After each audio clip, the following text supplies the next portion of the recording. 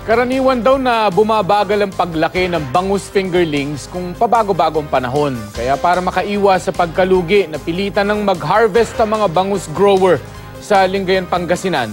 Dahil naman sa kakaunting supply, tumaas ang presyo ng bangus. Makibalita tayo kay Glam Kalikdan ng GMA Dagupan.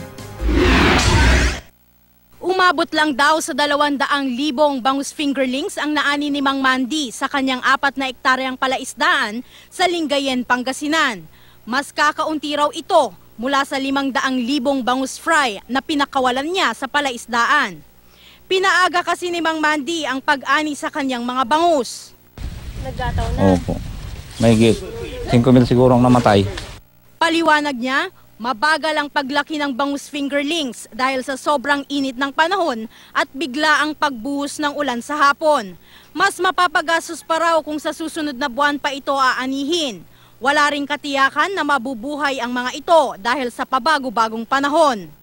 Ang forced harvest ayon sa Municipal Agriculture Office ay isa sa mga paraan para mabawi ng mga fish grower ang kanilang kita.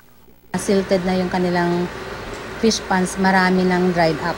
Nag-report na kami sa sa province tsaka sa region na kailangan sana mayroong dredging ng tributaries. Dahil sa kakaunting supply, bahagyang tumaas ang presyo ng bangus. Sa pamilihang bayan ng Lingayen, nasa 130 pesos ang kada kilo nito.